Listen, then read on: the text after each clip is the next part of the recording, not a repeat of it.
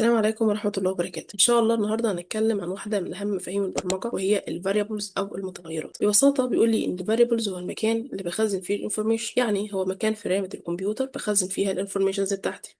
تمام، مش فاهم برضه. يعني دلوقتي أنا معايا فلوس، الفلوس دي عاوزة أحطها في الحصالة، فأصبح الحصالة دي هي المكان اللي بخزن فيها الفلوس. طب الفلوس دي إيه؟ الفلوس دي الفاليو، القيمة بتاعتي.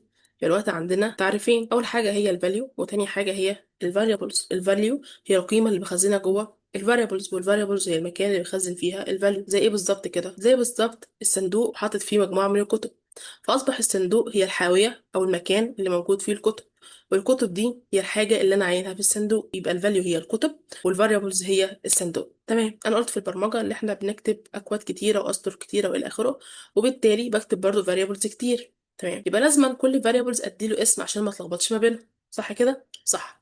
وليكن مثلا عندي فاريبل اسمه x، وعشان ادي للفاريبلز قيمه لازم نعمل ايكوال بعدين نديله القيمه بتاعتنا. يعني ايكوال دي بمثابه اللي احنا بنفتح الصندوق عشان نحط فيه الفاليو بتاعتنا او القيمه بتاعتنا. تمام تمام. هنجيب مثلا فاريبل نسميه x، وفاريبلز تاني هنسميه y، وليكن y دي مثلا ب10، وعاوزه اطبع ناتج الجمع بتاعهم، فاقول print x بلس واي. البرنت ديت هي الدالة المسؤولة عن الطباعة. تمام، خليك بس عارف ان هي الدالة المسؤولة عن الطباعة لغاية ما نشرحها باستفاضة بعدين. وبعد كده هنرن الكود. نرن الكود يعني ايه؟ نشغل الكود.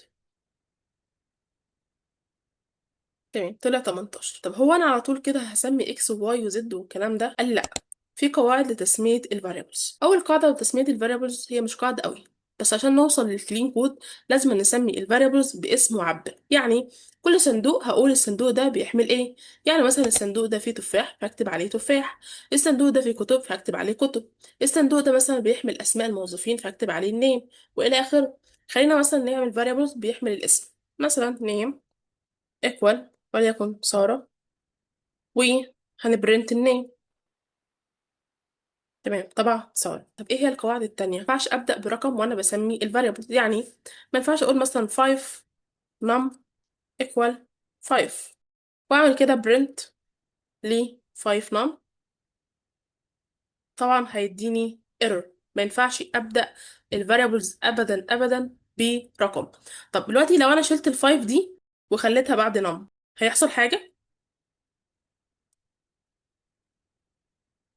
لا، مش هيحصل حاجة، هيرن عادي. يبقى ممنوع ان انا ابدا اسم الفاريبلز برقم، ولكن ممكن احطه في الاخر في النص، لكن ما احطوش خالص في الاول.